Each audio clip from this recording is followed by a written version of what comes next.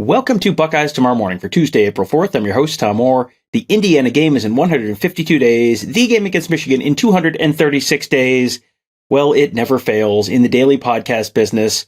You put up the show, and then an hour or so later, major news breaks. Yes, Ohio State landed a commitment on, Sunday night, right after the Monday morning Buckeyes Tomorrow Morning episode went up. James Peoples, four-star linebacker out of San Antonio, Texas. He committed on Sunday night. Not a huge surprise. Tony Gerderman and I had an instant reaction show ready to go and in the can that went up on Sunday night in the Buckeye Weekly feed. But today we're going to talk a little bit more about James Peoples and perhaps who could be next in the Ohio State recruiting class. My guest today is Marc Givler of BuckeyeHuddle.com. He was there with us on Saturday during what was a very busy day, the student appreciation practice. Lots of recruits there. Lots of big names there, including James Peoples, who now is a member of the class.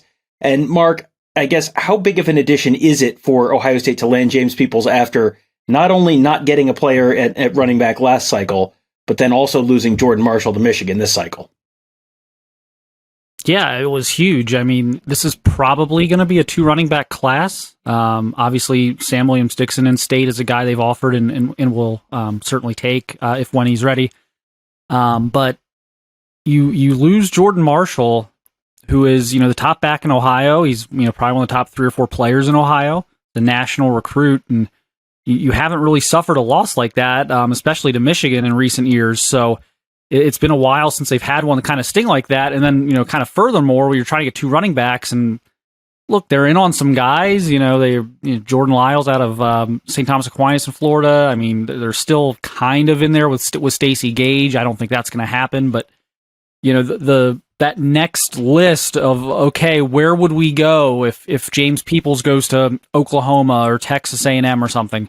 It was a little scary. I think that if you had to get to that point where you're really, again, you want 2, but you want one to be at least one to be a real difference maker and maybe a guy who may have to be part of your depth early in his career. With the number of running backs, I think we expect to graduate out of the program here after the upcoming season. So I think it was huge. And kind of as I said, everyone's kind of asking, how bad does the Jordan Marshall thing, sting? And I said, well, like with any recruit, whether it's you lose one to Michigan or Alabama or whoever it is, it only stings as much as the next guy you're able to get to fill that spot. So filling it with James Peoples makes this sting a lot less than if you're filling it with some, 3-star kid from Florida or something. Yeah, it's like the old Lee Tressel saying about the severity of the punishment for the starter depending on the quality of the backup. The severity of the sting of the recruiting loss depends on the quality of the replacement, and the quality of the replacement, pretty darn good there for Tony Alford, who, I think Ohio State fans at some point were kind of wondering, has Tony Alford lost his fastball? The answer apparently is no. Tony Alford still bringing in some pretty darn good running backs, and James Peoples, the last one, or the most recent one on that list. Now the question mark is, who's next? And not necessarily who's next in the running back room, but who might be next in the recruiting class altogether for Ohio State in 2024. And we know that there was a guy who was on campus last weekend who got an offer, who sure seemed like the coaches were, putting him at the top of the priority list in terms of who is paying attention to whom and all that kind of stuff. That is Air Noland. He is a lefty quarterback, 4-star prospect, and he got his offer last weekend. He had already set his commitment date for April 8th, so that's this upcoming weekend. It certainly feels like Ohio State might be in line to get some good news this weekend on Air Noland. Am I reading the tea leaves correctly there? Yeah, I mean, it's looking good coming out of the visit. I think, again, even without any sourcing or anything like that, I think if you just look at what happened on the visit, they did offer him, and kind of when it came, it was announced on Saturday night, and so it wasn't, the moment he stepped foot on campus, they kind of let the visit play out a little bit.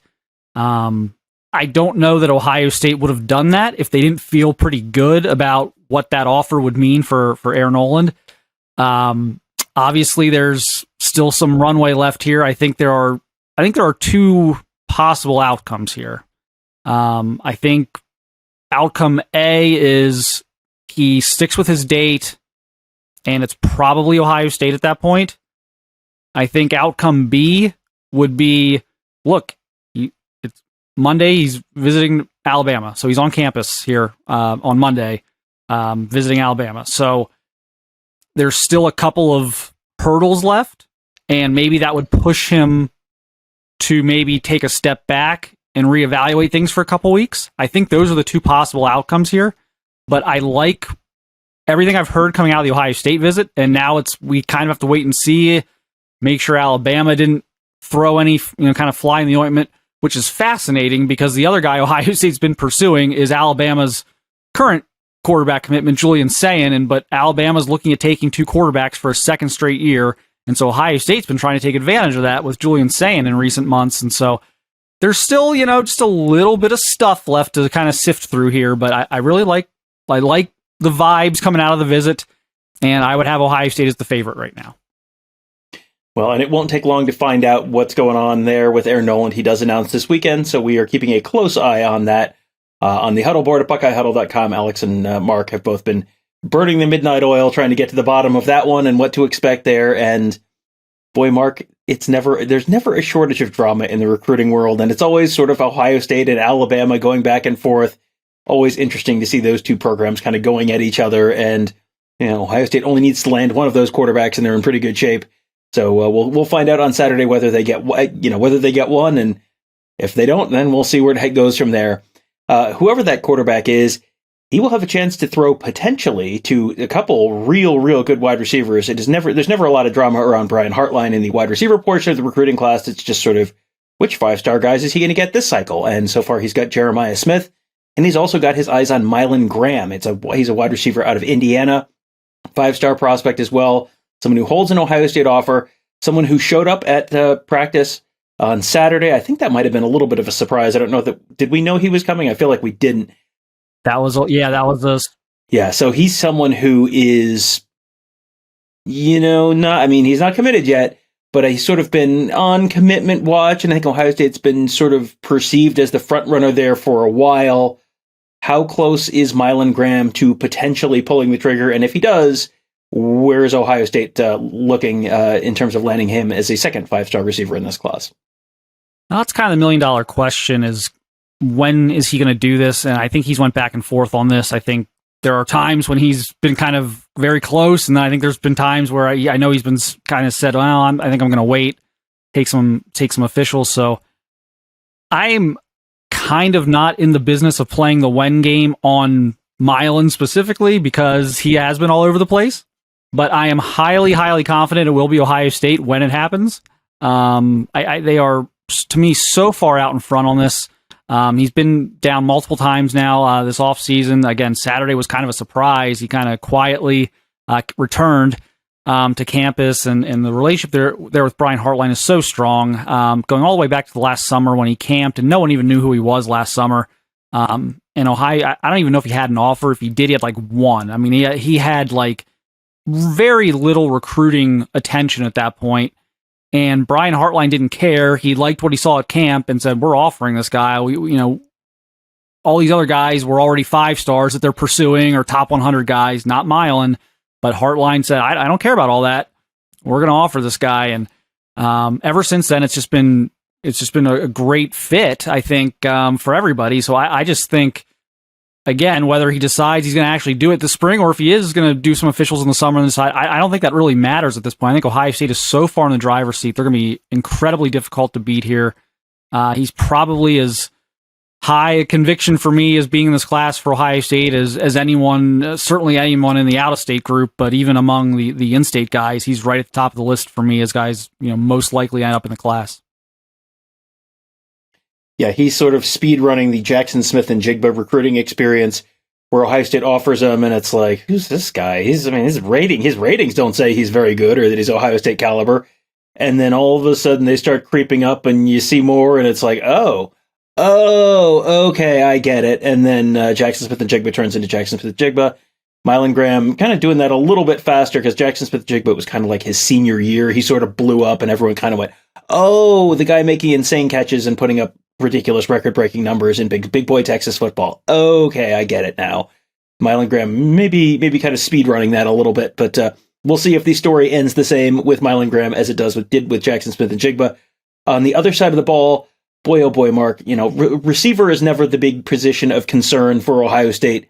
This cycle, defensive end is a position where there's a little bit of extra emphasis because the Buckeyes were, at one point it looked like they might get 2 or 3 or maybe even 4 big-time defensive ends last class. Instead, they got 1. They got Joshua Mickens.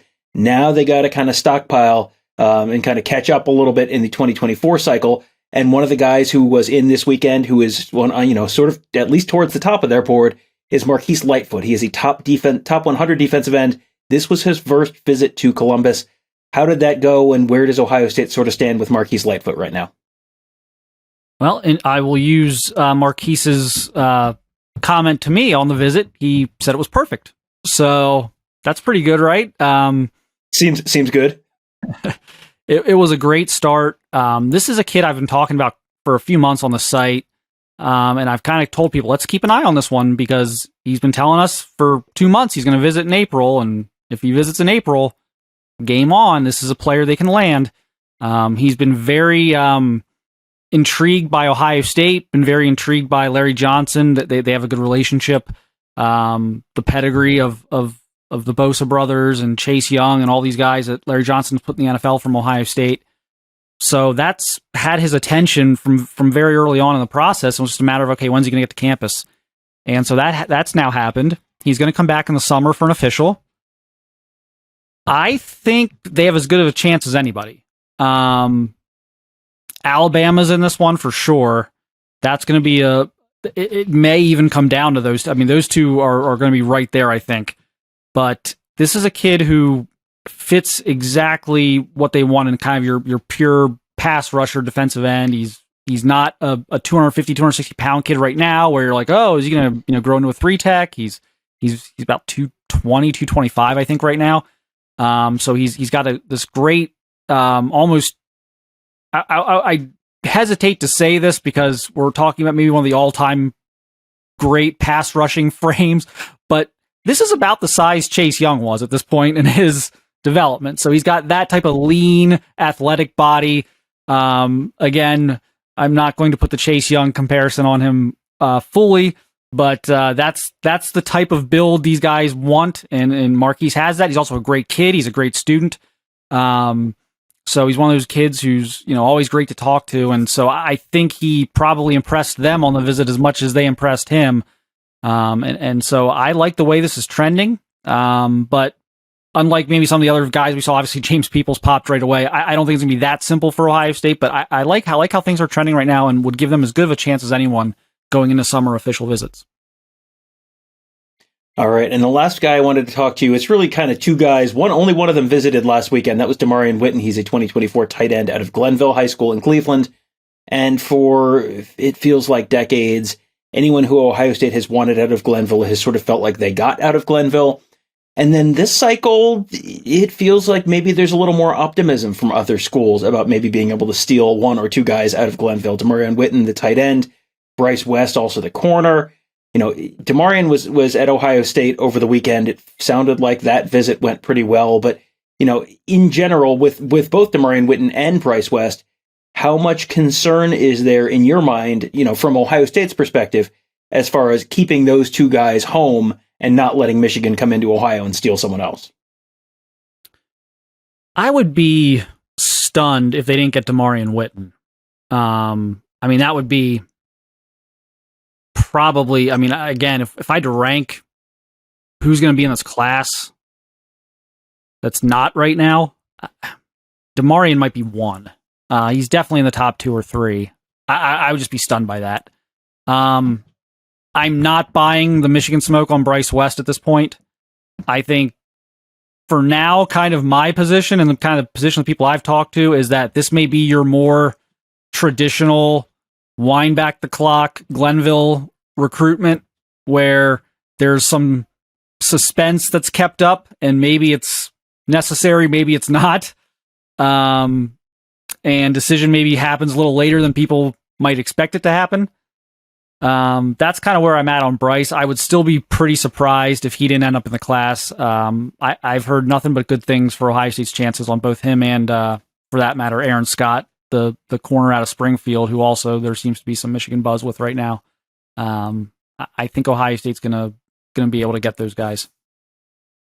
All right. Well, we will be tracking whether Ohio State gets those guys, whether Ohio State gets Air Noland, and pretty much everyone else that we've been talking about here, and many, many more, all on the huddle board at BuckeyeHuddle.com. Mark does his weekly column Skull Session. Alex does his weekly column A-Deck, and then they do a daily column Eyes on the Trail as well, reporting on all the different stuff going on in the recruiting world. This is a very, very busy time of year, both on the field as we sort of sort things out in terms of Ohio State spring football heading into the spring game on April 15th, and then also, of course, in recruiting. And then as soon as spring football's over, oh boy, I'm going to guess business is going to pick back up in the transfer portal for a little while, both coming and going. So going to be a very eventful month at BuckeyeHuddle.com. So why don't you join us there and be a part of the fun? You can sign up today at BuckeyeHuddle.com. Membership is, as I like to say, the price of a lousy chain store pizza. So save yourself some heartburn.